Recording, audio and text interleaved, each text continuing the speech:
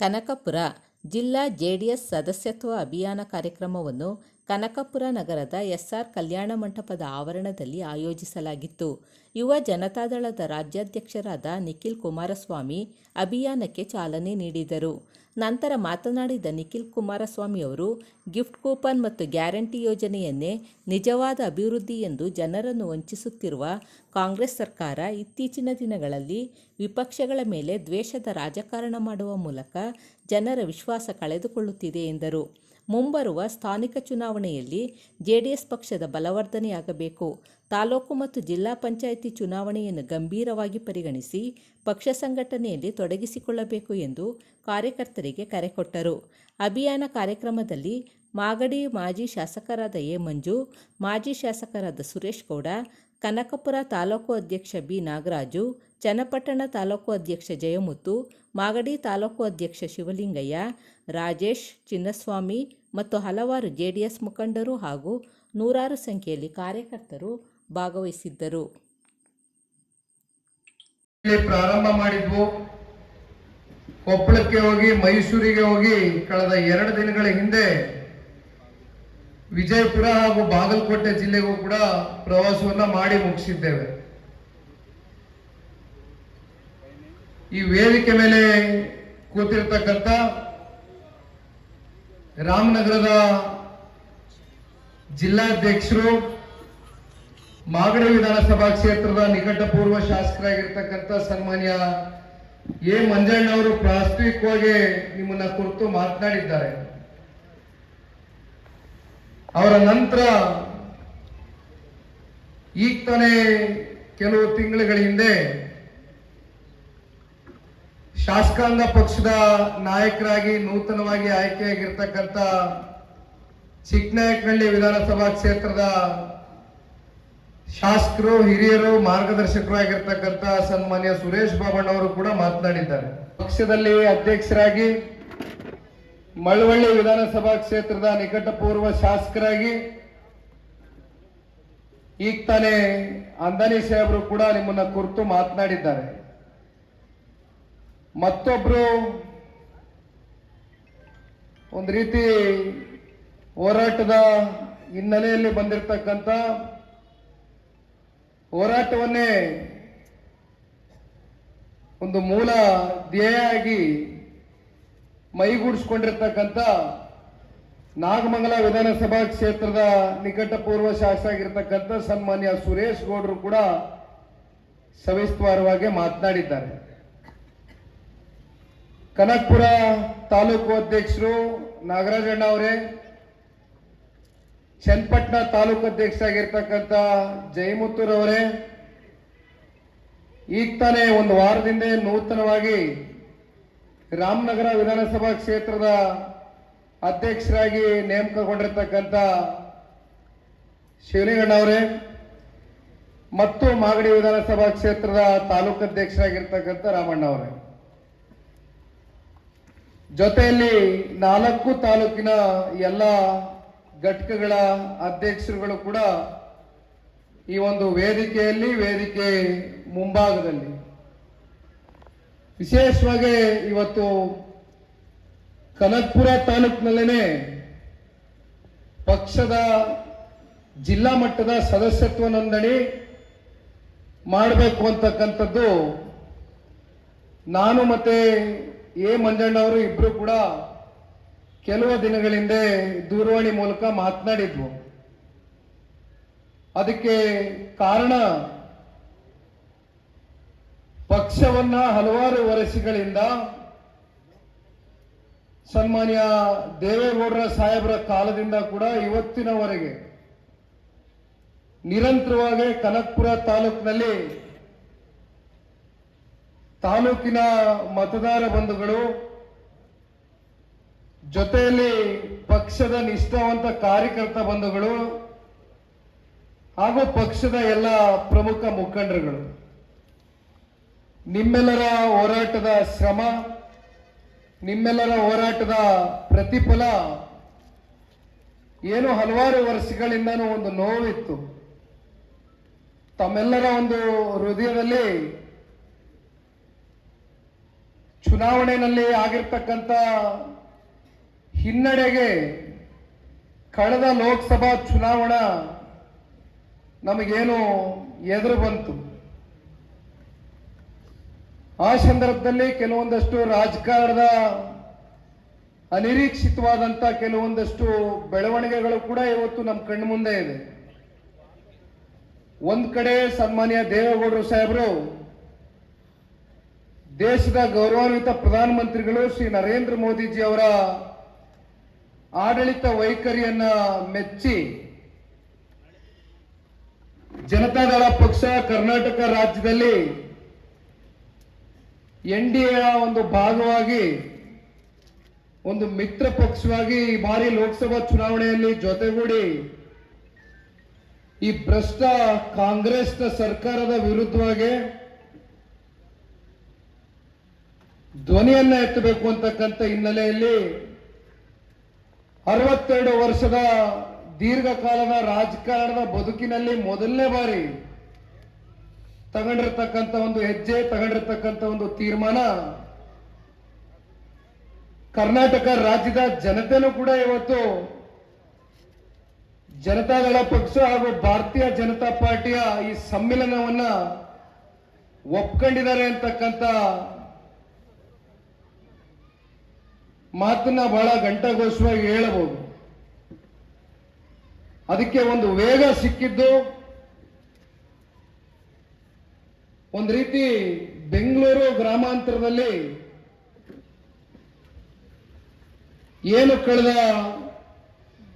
2-3 ಚುನಾವಣೆಗಳು ಪಕ್ಷಕ್ಕೆ ಆಗಿರ್ತಕ್ಕಂಥ ಹಿನ್ನಡೆ, ಚುನಾವಣೆಯ ಸಂದರ್ಭದಲ್ಲಿ ಯಾವ ರೀತಿ ಮೋಸದಿಂದ ಕಳೆದ ವಿಧಾನಸಭಾ ಚುನಾವಣೆಯಲ್ಲೂ ಕೂಡ ಪರಿಶಿಷ್ಟ ಜಾತಿ ಪರಿಶಿಷ್ಟ ಪಂಗಡಕ್ಕೆ ರಾತ್ರೋರಾತ್ರಿ ಪಾಪ ಪ್ಲಾನ್ ಅನ್ನ ಮಾಡ್ಕೊಂಡು ಇಲ್ಲಿ ಮಾಧ್ಯಮದ ಸ್ನೇಹಿತರೇನೋ ಹಿಂಗೆ ತೋರಿಸ್ತಾರೆ ನನಗೆ. ಎರಡ ಕೂಪನ್ ಕಾರ್ಡಿನ ಪ್ರಭಾವ 11 ವಿಧಾನಸಭಾ ಕ್ಷೇತ್ರಗಳಲ್ಲಿ, ಕೇವಲ ನಮ್ಮ ಜಿಲ್ಲೆ ಅಷ್ಟೇ ಅಲ್ಲ, ಇನ್ನು ಕೆಲವೊಂದಷ್ಟು ಕ್ಷೇತ್ರಗಳಲ್ಲಿ ಎಲ್ಲೆಲ್ಲಿ ವ್ಯಕ್ತಿಗತವಾಗಿ ವೈಯಕ್ತಿಕವಾಗಿ ಕೆಲವೊಂದಷ್ಟು ಅಭ್ಯರ್ಥಿಗಳನ್ನ ಟಾರ್ಗೆಟ್ ಮಾಡಬೇಕಾಗಿತ್ತು, ಬಹಳ ಬುದ್ಧಿವಂತಿಕೆಯಿಂದ ಕೂಪನ್ ಕಾರ್ಡ್ ಕೊಡುವ ಮೂಲಕ ಕೆಲವೊಂದಷ್ಟು ಸಮುದಾಯಗಳ ಮತಗಳನ್ನ ಕ್ರೋಢೀಕರಿಸಿರ್ಬೋದು, ಒಪ್ಕೊಳ್ಳುತ್ತೇನೆ. ನಾನು ಎಂದೂ ಕೂಡ ಮತದಾರರಿಗೆ ದೂಷಣೆ ಕೊಡ್ತಕ್ಕಂಥದಕ್ಕೆ ಹೋಗೋದಿಲ್ಲ. ಕೆಲವೊಂದಷ್ಟು ಸಮುದಾಯಗಳು ಮುಗ್ಧರಿದ್ದಾರೆ, ಅಮಾಯಕರಿದ್ದಾರೆ, ಅವರನ್ನ ದಾರಿ ತಪ್ಪಿಸ್ತಕ್ಕಂಥ ಕೆಲಸ ಚುನಾವಣೆಗಳಲ್ಲಿ ಏನಾಗಿದೆ, ಅದೇನೋ ತವಾ ಕೊಡ್ತಕ್ಕಂಥದ್ದು, ಕುಕ್ಕರ್ ಕೊಡ್ತಕ್ಕಂಥ ಸಂಸ್ಕೃತಿ, ರೇಷನ್ನು, ಅದೇ ಕೂಪನ್ ಅಂದ್ರೆ ಇವೆಲ್ಲವೂ ಸೇರ್ಕೊಳ್ತದೆ. ಆದ್ರೆ ಕೂಪನ್ನು ಕೊಟ್ಟಂತವರು, ಕೂಪನ್ನು ತಗೊಂಡಂತಕ್ಕಂಥ ಕೆಲವೊಂದಷ್ಟು ಸಮಾಜಗಳಿಗೂ ಕೂಡ ಪಾಪ ಅವ್ರು ಕೊಟ್ಟಂತ ಮಾತನ್ನ ಅಲ್ಲೂ ಕೂಡ ಉಳಿಸ್ಕೊಳ್ಳಿಕ್ಕೆ ಆಗಿಲ್ಲ. ಕೇವಲ ಚುನಾವಣೆಗೆ ಮಾತ್ರ ಸೀಮಿತ ಆಯಿತು ಕೂಪನ್. ಇವೆಲ್ಲ ನಡೆದೋಗಿರ್ತಕ್ಕಂಥ ಘಟನೆ. ಇದ್ರ ಬಗ್ಗೆ ಈಗಾಗಲೇ ನೀವುಗಳೇ ಉತ್ತರ ಕೊಟ್ಟಿದ್ದೀರಿ. ಲೋಕಸಭಾ ಚುನಾವಣೆಯಲ್ಲಿ ಎಷ್ಟೇ ಪ್ರಭಾವಿಗಳಿರಲಿ, ಎಷ್ಟೇ ಬಲಿಷ್ಠರಿರಲಿ, ಸರ್ಕಾರ ಕೈಯಲ್ಲಿರಲಿ, ಆಡಳಿತ ಪಕ್ಷ ಕೈಯಲ್ಲಿರಲಿ, ಅಧಿಕಾರಿಗಳನ್ನ ಯಾವ್ಯಾವ ರೀತಿ ದುರುಪಯೋಗ ಪಡಿಸ್ಕೊಳ್ತಾ ಇದ್ದಾರೆ ಅಂತಕ್ಕಂಥ ನಿದರ್ಶನಗಳು ಪ್ರತಿನಿತ್ಯ ಕೂಡ ಸರ್ಕಾರ ಬಂದು 1 ವರ್ಷ 5 ತಿಂಗಳಾಗಿದೆ. ನಿನ್ನೆ ಕೂಡ ಪಾಪ ಯಾರೋ ಲೋಕಾಯುಕ್ತ ADGP ಒಂದು ಪತ್ರವನ್ನ ರವಾನೆ ಮಾಡಿದ್ದಾರೆ. ಬಹುಶಃ ಆ ಪತ್ರದ ಹಿಂದೆ ಸಾಕಷ್ಟು ಸರ್ಕಾರದಲ್ಲಿ ಇರ್ತಕ್ಕಂಥ ಕಾನೂನು ತಜ್ಞರು, ಬುದ್ಧಿಜೀವಿಗಳು ಈ ರಾಜ್ಯದ ಮುಖ್ಯಮಂತ್ರಿಗಳ ಜೊತೆಯಲ್ಲಿ, ರಾಜ್ಯದ ಉಪಮುಖ್ಯಮಂತ್ರಿಗಳ ಜೊತೆಯಲ್ಲಿ ಏನು ಪಾಪ ಕೆಲಸವನ್ನ ಮಾಡ್ತಾ ಇದ್ದಾರೆ. ನಮಗೆ ಇರ್ತಕ್ಕಂಥ ಮಾಹಿತಿ ಅವರೇ ಆ ಪತ್ರವನ್ನ ತಯಾರು ಮಾಡಿ ಆ ಪತ್ರದಲ್ಲಿ ಏನೇನು ಉಲ್ಲೇಖ ಆಗಬೇಕು ಅಂತಕ್ಕಂಥದ್ದು ನಿರ್ಧಾರ ಮಾಡಿ ಲೋಕಾಯುಕ್ತ ಎಡಿಜಿಪಿ ಅವರ ಮೂಲಕ ಅವರ ಸೈನ್ ಅನ್ನ ಹಾಕಿಸಿದ್ದಾರೆ. ಇವೆಲ್ಲವನ್ನ ನೋಡಿದಾಗ ಯಾವ ರೀತಿ ಈ ಸರ್ಕಾರ ರಾಜ್ಯದ ಜನತೆಯ ವಿಶ್ವಾಸವನ್ನ ದುರುಪಯೋಗ ಮಾಡ್ಕೊಳ್ತಾ ಇದ್ದಾರೆ, ದುರ್ಬಳಕೆ ಮಾಡ್ಕೊಳ್ತಾ ಇದ್ದಾರೆ ಅಂತಕ್ಕಂಥದ್ದು ಜಗತ್ ಜಾಹೀರ. ಪ್ರಜಾಪ್ರಭುತ್ವದ ವ್ಯವಸ್ಥೆಯಲ್ಲಿ ದ್ವೇಷದ ರಾಜಕಾರಣ ಆಗಬಾರದು. ಈ ರಾಜ್ಯದ ಮುಖ್ಯಮಂತ್ರಿಗಳು ಮಂತ್ರಿಮಂಡಲ ಪ್ರಮಾಣ ವಚನ ಸ್ವೀಕಾರ ಮಾಡಬೇಕಾದ್ರೆ ಏನು ದೇವರ ಹೆಸರಲ್ಲಿ ಪ್ರಮಾಣ ವಚನ ಸ್ವೀಕಾರ ಮಾಡ್ತಾರೆ, ಅವರು ಮಾತನಾಡಿರ್ತಕ್ಕಂಥ ನುಡಿಗಳೇನು, ಅವರು ನಡ್ಕೊಳ್ತಾ ಇರ್ತಕ್ಕಂಥ ನಡೆಗಳೇನು ಅಂತಕ್ಕಂಥದ್ದು ಇವತ್ತು ಇಡೀ ರಾಜ್ಯದ ಜನತೆ ಪ್ರಶ್ನೆ ಮಾಡತಕ್ಕಂಥ ಸನ್ನಿವೇಶ ಇವತ್ತು ಈ ರಾಜ್ಯದಲ್ಲಿ ಪ್ರಾರಂಭ ಆಗಿದೆ. ಎಂದೂ ಕೂಡ ಸನ್ಮಾನ್ಯ ದೇವೇಗೌಡರಾಗ್ಲಿ ಸನ್ಮಾನ್ಯ ಕುಮಾರಣ್ಣವರು ವಿಶೇಷವಾಗಿ 1994ರಲ್ಲಿ ಈ ಜಿಲ್ಲೆಗೆ ಸನ್ಮಾನ್ಯ ದೇವೇಗೌಡರು ಸಾಹೇಬರು ಹೆಜ್ಜೆಯನ್ನ ಇಟ್ಟರು. ಅವತ್ತು ಸನ್ಮಾನ್ಯ ಕುಮಾರಣ್ಣವರು ನೇರವಾಗಿ ರಾಜಕಾರಣದ ನಿಲ್ಲದೆ ಹೋದ್ರು ಕೂಡ ಚುನಾವಣೆಯ ಜವಾಬ್ದಾರಿಯನ್ನ ಹೊತ್ತು ಚುನಾವಣೆಯನ್ನ ಮಾಡಿದಂಥದ್ದು ಕೂಡ ಇತಿಹಾಸ. ಈಗಾಗಲೇ ಸರಿಸುಮಾರು 30 ವರ್ಷಗಳ ಕಾಲ ಕಳೆದಿದೆ ಈ ಜಿಲ್ಲೆಗೆ ನಾವು ಕಾಲಿಟ್ಟು. ಇವತ್ತಿನವರೆಗೂ ನಮ್ಮ ರಾಮನಗರದ ಕೆಲವೊಂದಷ್ಟು ಮುಖಂಡರುಗಳು ಇವತ್ತು ಇಲ್ಲಿ ಉಪಸ್ಥಿತರಿದ್ದಾರೆ. ಯಾವತ್ತೂ ಕೂಡ ಕುಮಾರಣ್ಣನ ಬಳಿ ಕುಮಾರಣ್ಣ ಶಾಸಕರಾದಂಥ ಸಂದರ್ಭದಲ್ಲಿ, ಮುಖ್ಯಮಂತ್ರಿಗಳಾದಂಥ ಸಂದರ್ಭದಲ್ಲಿ ಪ್ರತಿನಿತ್ಯ ಹಳ್ಳಿಗಳಲ್ಲಿ ಸಣ್ಣ ಪುಟ್ಟ ವ್ಯತ್ಯಾಸಗಳು, ಮನಸ್ತಾಪಗಳು, ಗಲಾಟೆಗಳು ನೋಡ್ತೇವೆ, ಸರ್ವೇ ಸಾಮಾನ್ಯ. ಸ್ಟೇಷನ್ವರೆಗೂ ಹೋಗಿ ನಿಲ್ಲುತ್ತೆ ವಿಚಾರ. ಆದರೆ ಎಂದೂ ಕೂಡ ಕುಮಾರಣ್ಣ ಅವರು ಇವನು ಜನತಾದಳ ಪಕ್ಷ, ಇವನು ಕಾಂಗ್ರೆಸ್, ಇವನು ಬಿಜೆಪಿ ಅಂತಕ್ಕಂಥ ತಾರತಮ್ಯವನ್ನ ಮಾಡದಿರ ಪೊಲೀಸ್ ಅಧಿಕಾರಿಗಳಿಗೆ ಅಥವಾ ಯಾವುದೇ ಅಧಿಕಾರಿಗಳಿಗೆ ಫೋನ್ ಮಾಡಿದಂತ ಸಂದರ್ಭದಲ್ಲಿ, ಕಷ್ಟ ಹೇಳ್ಕೊಂಡು ಬಂದಂತ ಸಂದರ್ಭದಲ್ಲಿ ಇಲ್ಲಾಗಿರ್ತಕ್ಕಂಥ ಸಮಸ್ಯೆಯನ್ನ ದೊಡ್ಡ ಮಟ್ಟದಲ್ಲಿ ಇದಕ್ಕೆ ಪ್ರಚಾರ ಕೊಡ್ತಕ್ಕಂಥದ್ದು ಬೇಡ, ಆ ಪಕ್ಷ ಈ ಪಕ್ಷ ಅಂತ ತಾರತಮ್ಯವನ್ನು ಕೂಡ ಮಾಡ್ತಕ್ಕಂಥದ್ದು ಅನಾವಶ್ಯಕ. ಜಿಲ್ಲೆಯಲ್ಲಿ ಒಂದು ಆರೋಗ್ಯಕರವಾದಂತ ಒಂದು ವಾತಾವರಣವನ್ನು ಸೃಷ್ಟಿ ಮಾಡ್ತಕ್ಕಂಥ ಹಿನ್ನೆಲೆಯಲ್ಲಿ ಆಡಳಿತವನ್ನು ಮಾಡಿದ್ದಾರೆ. ಇದು ಕೂಡ ಇತಿಹಾಸ. ಆದರೆ ಇಲ್ಲಿ ಕನಕಪುರ ತಾಲೂಕಿನಲ್ಲಿ ಯಾವ ರೀತಿ ಪಕ್ಷದ ಕಾರ್ಯಕರ್ತರ ಮೇಲೆ, ಮುಖಂಡರುಗಳ ಮೇಲೆ ಟಾರ್ಗೆಟ್ ಮಾಡಿ ರಾಜಕಾರಣ ಹಲವಾರು ವರ್ಷಗಳಿಂದ ಏನ್ ನಡ್ಕೊಂಡು ಬರ್ತಾ ಇದೆ, ಇವೆಲ್ಲವೂ ಕೂಡ ನಮ್ಮ ಗಮನದಲ್ಲಿದೆ. ಕೇವಲ ನಮ್ಮ ಗಮನದಲ್ಲಷ್ಟೇ ಅಲ್ಲ, ಈ ಕ್ಷೇತ್ರದ ಪ್ರಬುದ್ಧ ಮತದಾರರು ಸೂಕ್ತ ಸಮಯಕ್ಕೆ ಕಾಯ್ತಾ ಇದ್ರು. ನಾನು ಯಾವಾಗಲೂ ಹೇಳ್ತೇನೆ, ಕಾಲಚಕ್ರ ತಿರುಗ್ತಾ ಇರುತ್ತೆ, ಉರುಳ್ತಾ ಇರುತ್ತೆ, ಕಾಲ ಯಾವಾಗಲೂ ಒಂದೇ ತರ ಇರೋದಿಲ್ಲ. ಅದಕ್ಕೆ ಭಾರತ ಒಂದು ಪ್ರಜಾಪ್ರಭುತ್ವದ ಒಂದು ದೇಶ. ಚುನಾವಣೆಗಳಲ್ಲಿ ಎಷ್ಟೇ ಪ್ರಭಾವಿಗಳಿರಲಿ, ಎಷ್ಟೇ ಬಲಿಷ್ಠರಿರಲಿ, ಜನ ತೀರ್ಮಾನ ಮಾಡಿದಂತ ಸಂದರ್ಭದಲ್ಲಿ ಏನು ಬೇಕಾದ್ರೂ ಆಗುತ್ತೆ ಅಂತಕ್ಕಂಥದ್ದು ನಿದರ್ಶನ ಇವತ್ತು ಕಳೆದ ಲೋಕಸಭಾ ಚುನಾವಣೆಯಲ್ಲಿ ಪ್ರಾರಂಭಿಕವಾಗಿ ನಾನು ಹೇಳ್ದಂಗೆ ಅನಿರೀಕ್ಷಿತವಾದಂತ ರಾಜಕಾರಣದ ಬೆಳವಣಿಗೆ.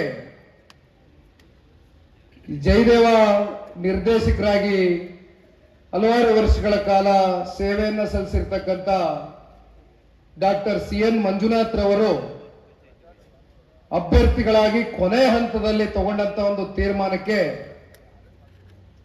ನಿಮ್ಮೆಲ್ಲರ ಸಹಕಾರ, ನಿಮ್ಮೆಲ್ಲರ ಶ್ರಮ, ನಿಮ್ಮೆಲ್ಲರ ಹೋರಾಟದ ಪ್ರತಿಫಲ ಕನಕಪುರ ತಾಲೂಕಿನಲ್ಲಿ ವಿಶೇಷವಾಗಿ ಪ್ರಬುದ್ಧ ಮತದಾರ ತಂದೆ ತಾಯಂದಿರುಗಳು ತಗೊಂಡಂತ ಒಂದು ನಿರ್ಧಾರ ಹತ್ತತ್ರ 83,000 ಮತಗಳು ಕ್ರೋಢೀಕರಿಸಿವೆ.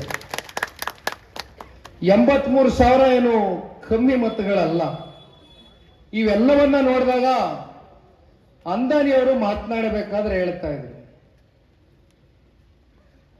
ಜನತಾದಳ ಪಕ್ಷದ ಚಿಹ್ನೆ ಅಡಿ ಯಾರೇ ಅಭ್ಯರ್ಥಿಗಳಾಗಿ ನಿಂತ ಸಂದರ್ಭದಲ್ಲಿ ಒಬ್ಬ ಸಾಮಾನ್ಯರಲ್ಲಿ ಸಾಮಾನ್ಯ ಕಾರ್ಯಕರ್ತ ನಿಂತರೂ ಕೂಡ, ಇದು ಕೇವಲ ಕನಕಪುರ ಅಷ್ಟೇ ಅಲ್ಲ, ನಾನು ಚನ್ನಪಟ್ಟಣಕ್ಕೂ ಬರ್ತೇನೆ. ಸಿಮ್ಲಿಂ ನಾಗರಾಜಣ್ಣ ಅವರು ಕೂಡ ಒಬ್ರು ಸಾಮಾನ್ಯ ಕಾರ್ಯಕರ್ತರು, ಅತ್ಯಂತ ಪ್ರಾಮಾಣಿಕರು. ನಮ್ಮ ಜೊತೆಲಿ ಇಲ್ಲ ಅವರು ಇವತ್ತು, 1-2 ವರ್ಷ ಆಗಿದೆ ಅವ್ರು ನಿಧನರಾಗಿ.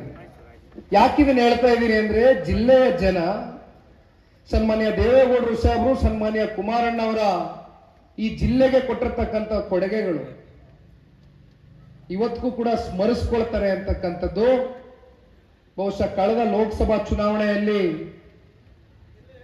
ಕ್ಷೇತ್ರದ ಮತದಾರರು ತಗೊಂಡಂತ ತೀರ್ಮಾನವೇ ಸಾಕ್ಷಿ ಅಂತಕ್ಕಂಥದ್ದನ್ನ ನಾವು ನಂಬಿದ್ದೇವೆ. ಏನು 83,000 ಮತಗಳನ್ನ ಪಡೆದುಕೊಂಡಿದ್ದೀರಿ, ಅದು NDA ಅಭ್ಯರ್ಥಿ ಅಂತಕ್ಕಂಥದ್ದನ್ನ ನಾವು ಭಾವಿಸಿದ್ದೇವೆ. ಅದರಲ್ಲಿ ಜನತಾದಳ ಪಕ್ಷದ ಕಾರ್ಯಕರ್ತರು ಕೆಲಸ ಮಾಡಿದ್ದೀರಿ, ಭಾರತೀಯ ಜನತಾ ಪಾರ್ಟಿಯ ಕಾರ್ಯಕರ್ತರು ಕೂಡ ಕೆಲಸ ಮಾಡಿದ್ದೀರಿ. ಈ ಕ್ಷೇತ್ರ ಪ್ರತಿನಿಧಿಸ್ತಾ ಇರ್ತಕ್ಕಂಥದ್ದು ರಾಜ್ಯದ ಗೌರವಾನ್ವಿತ ಉಪಮುಖ್ಯಮಂತ್ರಿಗಳು. ನಿಮ್ಮಲ್ಲಿ ಯಾವುದೇ ರೀತಿ ಆತಂಕ ಬೇಡ, ಭಯ ಬೇಡ. ಭಯದ ವಾತಾವರಣ ಇರಬಹುದು, ಆದರೆ ಜನ ತೀರ್ಮಾನ ತಗೊಂಡಂತ ಸಂದರ್ಭದಲ್ಲಿ ಎಷ್ಟೇ ಪ್ರಭಾವಿಗಳಿದ್ರು ಜನರ ತೀರ್ಮಾನಕ್ಕೆ ತಲೆಬಾಗಬೇಕಾಗ್ತದೆ. ಹಾಗಾಗಿ ನಮಗೆ ಬಂದಿರತಕ್ಕಂಥ 83,000 ಮತಗಳೇನಿದೆ, ಮುಂಬರ್ತಕ್ಕಂಥ ಜಿಲ್ಲಾ ಪಂಚಾಯಿತಿ, ತಾಲೂಕು ಪಂಚಾಯಿತಿ ಚುನಾವಣೆಗಳಿಂದ ನಾವು ಪಕ್ಷವನ್ನ ಬಲವರ್ಧನೆ ಮಾಡ್ಕೊಳ್ತಕ್ಕಂಥದಕ್ಕೆ ಒಂದು ಸುವರ್ಣವಾದಂತ ಅವಕಾಶ ಇದೆ. ಏನಪ್ಪ ಕುಮಾರಣ್ಣ ಅವರು ನಮ್ಮ ಜಿಲ್ಲೆಯನ್ನ ತೊರೆದು ಹೋದ್ರಲ್ಲ ಅಂತಕ್ಕಂಥ ಬೇಸರ ದಯಮಾಡಿ ಯಾರಲ್ಲೂ ಬೇಡ. ನಾನೇ ಸಾಕ್ಷಿ ಇದ್ದೇನೆ. 2019 ಲೋಕಸಭಾ ಚುನಾವಣೆಯ ಸೋಲಿನ ಬಳಿಕ ರಾಜಕಾರಣದ ಷಡ್ಯಂತ್ರಕ್ಕೆ ಅವತ್ತು ನಾನು ಸೋಲನ್ನು ಅನುಭವಿಸಬೇಕಾಯಿತು. ಹೊರತುಪಡಿಸಿ ಜಿಲ್ಲೆಯ ಜನತೆ 5.25 ಲಕ್ಷ ಜನ ನನಗೆ ಮತ ನೀಡಿದ್ರು. ಅನೇಕ ಸಂದರ್ಭದಲ್ಲಿ ಹೇಳಿದ್ದೇನೆ. ಈ ಬಾರಿಯೂ ಕೂಡ ಇಲ್ಲಿ ಅಂದಾನಿಯವರು ಕೂತಿದ್ದಾರೆ, ಸುರೇಶ್ ಅಣ್ಣ ಅವರು ಕೂತಿದ್ದಾರೆ, ಸರಮಹೇಶ್ರವರು ಕೂಡ ಮಂಡ್ಯ ಲೋಕಸಭಾ ಕ್ಷೇತ್ರಕ್ಕೆ ಅವರ ಕ್ಷೇತ್ರನೂ ಕೂಡ ಸೇರ್ಕೊಳ್ತದೆ. 8 ಜನ ಹಿರಿಯ ಮುಖಂಡರುಗಳು ಸಾಕಷ್ಟು ಸಲಹೆಗಳನ್ನ ಕೊಟ್ಟರು, ತೋಟದ ಮನೆಯಲ್ಲಿ ಕೂತು ಸಾಕಷ್ಟು ಚರ್ಚೆಗಳನ್ನ ಮಾಡಿದ್ವು. ಆದ್ರೆ ನನ್ನ ನಿರ್ಧಾರ ನಾನು ಬದಲಾವಣೆ ಮಾಡಲಿಲ್ಲ. ಅದಕ್ಕೆ ಕಾರಣ ಒಂದೇ,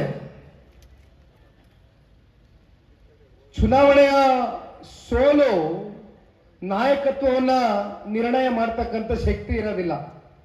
ಚುನಾವಣೆಗಳಲ್ಲಿ ಸೋಲಾದ ತಕ್ಷಣ ಹೋಗಿ ಮನೆ ಸೇರ್ಕೊಳ್ತಕ್ಕಂಥ ಜಯಮಾನ ನಂದಲ್ಲ. ಹೋರಾಟಕ್ಕೆ ನಾನು ಸಿದ್ಧಿದ್ದೇನೆ. ಬಹುಶಃ ಯಾರೋ ಮಾತನಾಡ್ಬೇಕಾದ್ರೆ ಹೇಳ್ತಾ ಇದ್ರು, ಇವತ್ತಿನ ಈ ಒಂದು ಮೈತ್ರಿಯನ್ನ ಏನು ರಾಜ್ಯದ ಜನತೆ ಸಹಿ ಹಾಕಿದ್ದಾರೆ, ಒಪ್ಕೊಂಡಿದ್ದಾರೆ, ಅದಕ್ಕಿಂತ ಮಿಗಿಲಾಗಿ ಇವತ್ತು ಸರ್ಕಾರದ ವೈಫಲ್ಯತೆಗಳು, ಭ್ರಷ್ಟಾಚಾರ, ಅಕ್ರಮ, ಹಗರಣ ಪ್ರತಿನಿತ್ಯ ನಾವೇನು ನೋಡ್ತಾ ಇದ್ದೇವೆ. ನಾಳೆ ವಿಧಾನಸಭಾ ಚುನಾವಣೆ ದಿನಾಂಕ ಘೋಷಣೆ ಆದರೆ ಏನು 136 ಸ್ಥಾನಗಳನ್ನ ಪಡೆದುಕೊಂಡಿದ್ದಾರೆ ಕಾಂಗ್ರೆಸ್ನ ಪಕ್ಷ, ನಾಳೆ ದುರ್ಬೀನ್ ಹಾಕಿ ಹುಡುಕಬೇಕಾಗ್ತದೆ ಈ ಕಾಂಗ್ರೆಸ್ನ ಪಕ್ಷವನ್ನ ಈ ರಾಜ್ಯದಲ್ಲಿ. ಅಂತ ಪರಿಸ್ಥಿತಿ ನಿರ್ಮಾಣ ಆಗ್ತದೆ. ಅಧಿಕಾರಕ್ಕೆ ಬರ್ತಕ್ಕಂಥದ್ದು ಖಚಿತ, ಆದ್ರೆ ಕೇವಲ 30, 40, 50 ಸ್ಥಾನಗಳನ್ನ ಪಡೆದುಕೊಂಡು ಅಧಿಕಾರಕ್ಕೆ ಬರ್ತಕ್ಕಂಥದ್ದಾದಾಗ ಎಲ್ಲೋ ಒಂದ್ ಕಡೆ ಇವತ್ತು ನಾವೇನು ಅಂದ್ಕೊಂಡಿದ್ದೇವೆ, ನಮ್ಮ ನಾಯಕರಾದಂಥ ಸನ್ಮಾನ್ಯ ಕುಮಾರಣ್ಣ ಅವರ ಪಂಚರತ್ನ ಯೋಜನೆಗಳು, ಡಾಕ್ಟರ್ ಕೂತಿದ್ದಾರೆ ಇಲ್ಲೇ, ಇಡೀ ಪಂಚರತ್ನ ಕಾರ್ಯಕ್ರಮದಲ್ಲಿ ಡಾಕ್ಟರು ಸನ್ಮಾನ್ಯ ಕುಮಾರಣ್ಣ ಅವ್ರ ಜೊತೆ ಹಗಲು ರಾತ್ರಿ ಅಲ್ದಿರ ಶ್ರಮಿಸಿದ್ರು. ನಾನು ನೋಡಿದ್ದೇನೆ ಸ್ವತಃ ನನ್ನ ಕಣ್ಣಾರೆ. ಕುಮಾರಣ್ಣ ಅವರು ಹೇಳಿದ್ರು, ಏನು ಡಿಸೆಂಬರ್ 17ನೇ ತಾರೀಕು ಅವರ ಹುಟ್ಟುಹಬ್ಬದ ದಿನದಂದು ರಾಮನಗರ ತಾಲೂಕು ನಗರ ಪ್ರದೇಶಕ್ಕೆ ಬಂದಾಗ ಕೇವಲ 4 ತಿಂಗಳಿತ್ತಷ್ಟೇ. ನಿಖಿಲ್ ಕುಮಾರಸ್ವಾಮಿ ಮುಂದಿನ ವಿಧಾನಸಭಾ ಚುನಾವಣೆ ಅಧಿಕೃತ ಅಭ್ಯರ್ಥಿ ಅಂತಕ್ಕಂಥ ಘೋಷಣೆಯನ್ನ ಮಾಡಿದ್ರು. ಕುಮಾರಣ್ಣ ಅವರು ನನಗೆ ಯಾವಾಗಲೂ ಹೇಳ್ತಾ ಇದ್ರು, ಆ 4 ತಿಂಗಳ ಕಾಲ ರಾಮನಗರದ ಪ್ರತಿ ಹಳ್ಳಿ ಓಡಾಡಿದ್ದೀನಿ ಕಾಲ್ನಡಿಗೆನಲ್ಲಿ. ಪ್ರತಿ ಕಾರ್ಯಕರ್ತರಿಗೆ ಒಂದೇ ಮಾತು ಹೇಳಿದೆ, ಇದು ನಿಖಿಲ್ ಕುಮಾರಸ್ವಾಮಿ ಚುನಾವಣೆ ಅಲ್ಲ, ಇದು ಪಕ್ಷದ ಅಸ್ತಿತ್ವದ ಚುನಾವಣೆ, ನಿಮ್ಮ ಚುನಾವಣೆ. ಯಾವುದೇ ಸ್ಥಳೀಯ ಚುನಾವಣೆಗಳಿರಲಿ, ನಿಮ್ಮ ಜೊತೆ ನಾನು ನಿಲ್ತಕ್ಕಂಥ ಕೆಲಸವನ್ನ ಮಾಡ್ತೇನೆ. ಈ ಚುನಾವಣೆ ಇವತ್ತು ನಾನು ಬಂದು ನಿಲ್ತಕ್ಕಂಥ ಅನಿವಾರ್ಯ ಪರಿಸ್ಥಿತಿ ಏನು ಸೃಷ್ಟಿಯಾಗಿದೆ, ದಯಮಾಡಿ ರಾಜ್ಯದಲ್ಲಿ ಏನಾದ್ರೂ ಈ ಕ್ಷೇತ್ರ ಕಳೆದುಕೊಂಡ್ರೆ ವಿರೋಧ ಪಕ್ಷದವರು ಅಪಹಾಸ್ಯ ಮಾಡ್ತಾರೆ, ದಯಮಾಡಿ ಇದಕ್ಕೆ ಅವಕಾಶ ಕೊಡಬಾರದು ಅಂತ ಪ್ರತಿಯೊಬ್ಬರಿಗೂ ಕೈ ಜೋಡಿಸಿ ಮನವಿ ಮಾಡಿದ್ದೇನೆ. ಇಲ್ಲಿರ್ತಕ್ಕಂಥ ಕೆಲವೊಂದಷ್ಟು ನಾಯಕರುಗಳಲ್ಲಿ ಮತ್ತೆ ಸ್ಮರಿಸ್ಕೊಳ್ಳೋದಕ್ಕೆ ಇಷ್ಟಪಡ್ತೇನೆ. ಆಗ ಕುಮಾರಣ್ಣ ನನಗೆ ಒಂದು ಮಾತು ಹೇಳೋರು, ನೋಡಪ್ಪ, ನಾನು ಜಿಲ್ಲೆಯ ಜನತೆಗೆ ನನಗೆ ಅಧಿಕಾರ ಸಿಕ್ಕಂತ ಸಂದರ್ಭದಲ್ಲಿ ಪ್ರಾಮಾಣಿಕವಾಗಿ ಸೇವೆ ಮಾಡಿದ್ದೇನೆ. ಜಿಲ್ಲೆಯ ಜನ, ಕ್ಷೇತ್ರದ ಜನ ಯಾವ ಕಾರಣಕ್ಕೂ ನಿನ್ನ ಕೈ ಬಿಡ್ತಕ್ಕಂಥ ಪ್ರಶ್ನೆ ಇಲ್ಲ, ನಿನ್ನನ್ನು ಗುರುತಿಸ್ತಾರೆ. ದಯಮಾಡಿ ನೀನು ಯಾಕೆ ಆ 4 ತಿಂಗಳ ಕಾಲ ಕೇವಲ ರಾಮನಗರಕ್ಕೆ ನೀನು ಸೀಮಿತ ಆಗಿ ಈ ರೀತಿ ಮಾಡ್ಕೊಂಡ್ರೆ, ನಾನು ಒಬ್ಬನೇ ಏಕಾಂಗಿಯಾಗಿ ಇವತ್ತು ಪಕ್ಷ ಕಟ್ತಾ ಇದ್ದೇನೆ. ಪಂಚರತ್ನ ಕಾರ್ಯಕ್ರಮದ ಒತ್ತಡಗಳು, ಇಡೀ ರಾಜ್ಯ ಪ್ರವಾಸ ಮಾಡ್ತಾ ಇದ್ದೇನೆ, ದಯಮಾಡಿ ಅರ್ಥ ಮಾಡ್ಕೋ ಅಂತ ಸಾಕಷ್ಟು ನಮ್ಮ ನಾಯಕರುಗಳಿಗೆ ಫೋನ್ ಮಾಡಿ ಮಾತನಾಡಿದ್ದಾರೆ ಕುಮಾರಣ್ಣ ಅವರು. ಅಲ್ವಾ ಶಿವಲಿಂಗಣ್ಣ, ಉಮೇಶ್ ಅಣ್ಣ? ಯಾಕಪ್ಪ ಅವನ್ನ ಇಲ್ಲೇ ಇಟ್ಕೊಂಡಿದ್ದೀರಿ, ಕಳಿಸಪ್ಪ ಬೇರೆ ಜಿಲ್ಲೆಗಳು ರಾಜ್ಯದಲ್ಲಿ ಓಡಾಡ್ಲಿ, ನೀವು ಚುನಾವಣೆ ಮಾಡಿ. ನಾನು ನಿಂತಾಗ ನೀವು ಚುನಾವಣೆ ಮಾಡಿದ್ದೀರಲ್ಲ, ಜನ ನಮ್ಮ ಕೈ ಬಿಡೋದಿಲ್ಲ ಅಂತಕ್ಕಂಥ ಅತ್ಯಂತ ಆತ್ಮವಿಶ್ವಾಸ ಸನ್ಮಾನ್ಯ ಕುಮಾರಣ್ಣ ಅವ್ರ ಮನಸ್ಸಲ್ಲಿತ್ತು. ಆದರೆ 2018ರ JDS ಪಕ್ಷ ಹಾಗೂ ಕಾಂಗ್ರೆಸ್ ಪಕ್ಷದ ಏನು ಆಡಳಿತ ಇತ್ತು, ಏನವತ್ತು ಇಂದಿನ ರಾಜ್ಯದ ಮುಖ್ಯಮಂತ್ರಿಗಳು ಪಾಪ ಕುಮಾರಣ್ಣನ ಮೇಲೆ ಸಾಕಷ್ಟು ಅದು ಯಾವುದೋ ಗಂಗೆನಹಳ್ಳಿ ಕೇಸು ಅಂತ ಹೊಸದಾಗಿ ಪ್ರಾರಂಭ ಮಾಡಿದ್ದಾರೆ. ಕುಮಾರಣ್ಣ ಕೇಳಿದ್ರು ಮೊನ್ನೆ, ಅಲ್ಲಪ್ಪ ಆಯ್ತು ಇವೆಲ್ಲವೂ ಕೂಡ ಅದೆಂಥದೋ ಲಕ್ಷ್ಮೀ ವೆಂಕಟೇಶ್ವರ ಮೈನಿಂಗ್ ಅಂತ ಇದ್ಯಾವುದೋ ಕೇಸ್ ಅಂತ 2 ಕೇಸು ಉಳಿಸ್ಕೊಂಡು ಇಟ್ಕೊಂಡಿದ್ದಾರೆ. ಅಷ್ಟೆಲ್ಲ ಇದ್ರೆ ಪಾಪ ಅವತ್ತು ಪರಿಜ್ಞಾನ ಇರಲಿಲ್ವೇ? ಯಾಕೆ ಕುಮಾರಣ್ಣನ ಮನೆ ಬಾಗಿಲಿಗೆ ಬಂದು ಇದೇ ರಾಜ್ಯದ ಮುಖ್ಯಮಂತ್ರಿಗಳು, ಇದೇ ಗೌರವಾನ್ವಿತ ಉಪಮುಖ್ಯಮಂತ್ರಿಗಳು ಕುಮಾರಣ್ಣನ ಮುಖ್ಯಮಂತ್ರಿ ಪಟ್ಟ ಕೊಟ್ಟರು? ಉತ್ತರ ಕೊಡಬೇಕಲ್ವಾ?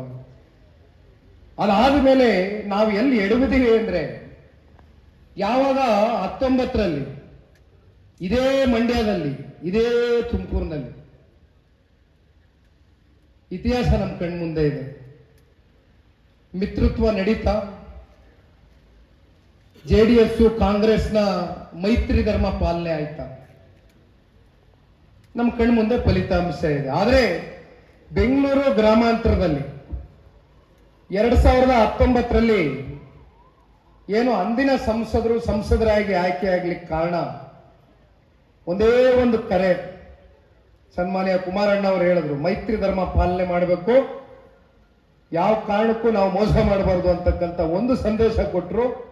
ಅದೇ ರೀತಿ ನಮ್ಮ ಪಕ್ಷದ ಕಾರ್ಯಕರ್ತರ ದುಡಿಮೆ, ಅಂದು ರಾಜ್ಯದ ಉಪಮುಖ್ಯಮಂತ್ರಿಗಳ ಸಂಸದರಾಗಿ ಆಯ್ಕೆ ಆದರು.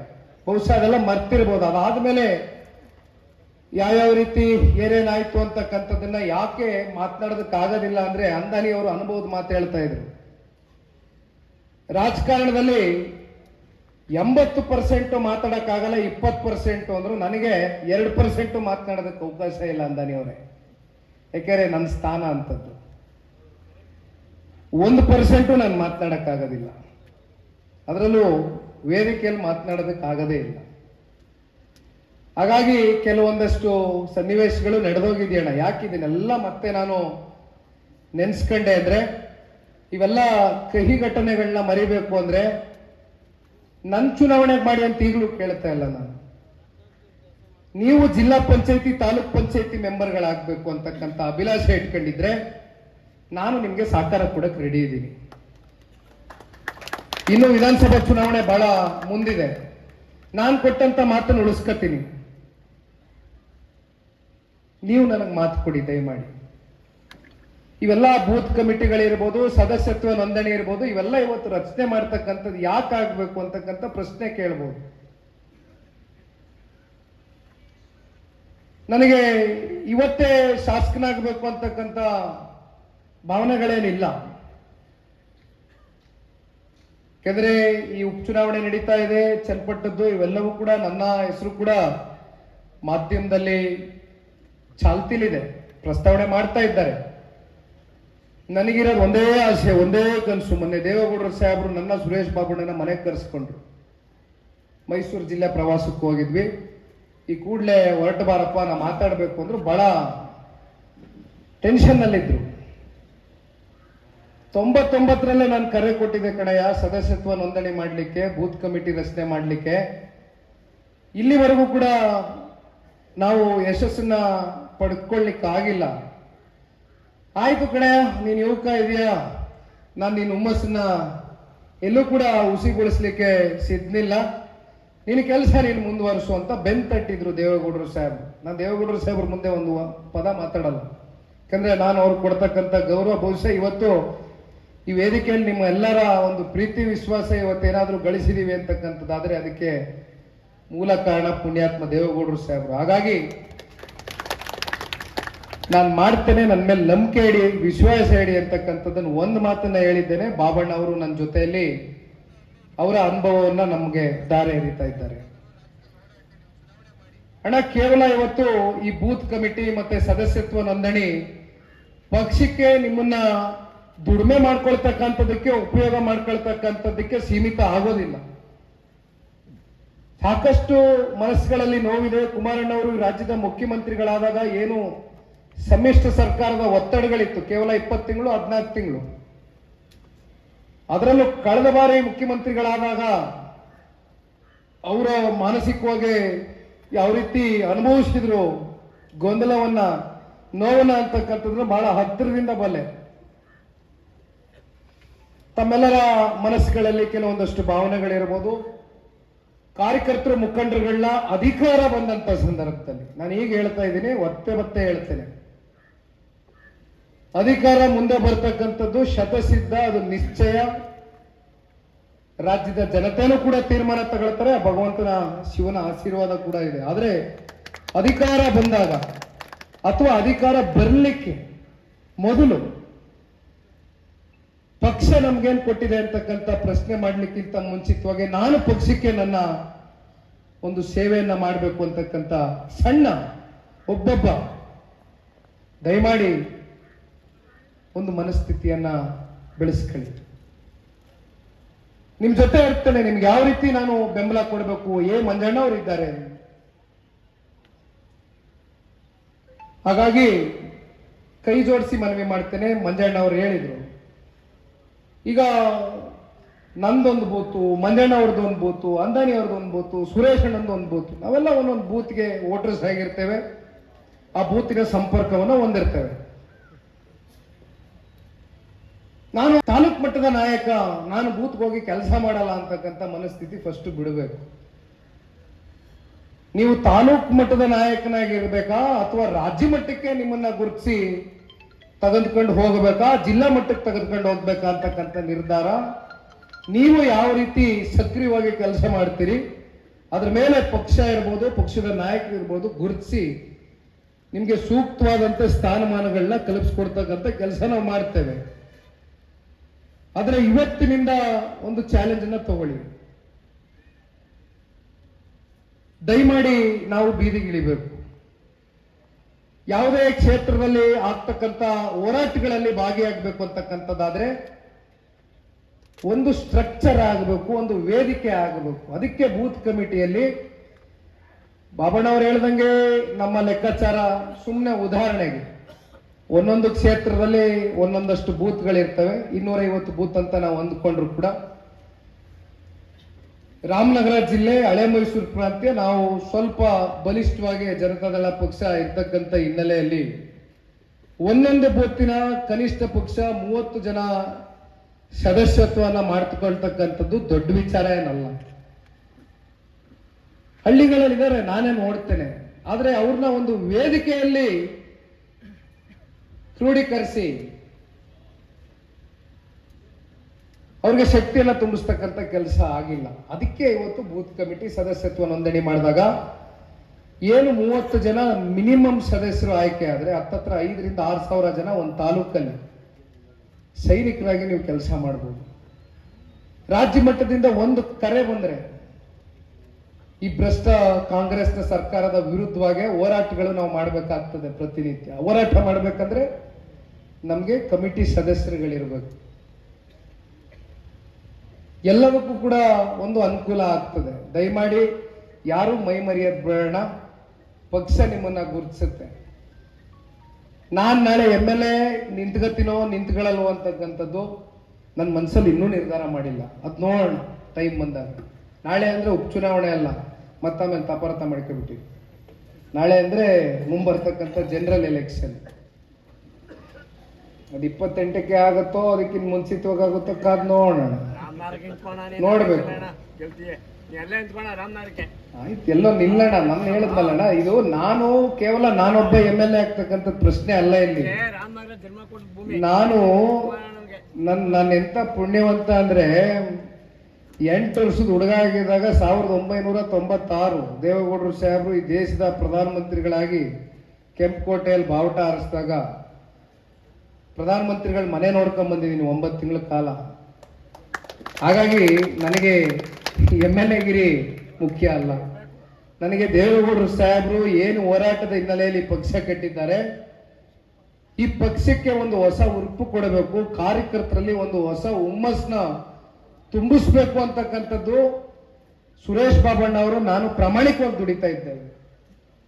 ಮೊನ್ನೆನೂ ಹೋದ್ವಿ, ಹುಬ್ಳಿಗೆ ಹೋದ್ವಿ. ಹುಬ್ಳಿಯಿಂದ 3:45 ಗಂಟೆ ವಿಜಯಪುರ ಜಿಲ್ಲೆಗೆ ಕಾರಲ್ಲಿ ಹೋದ್ವಿ.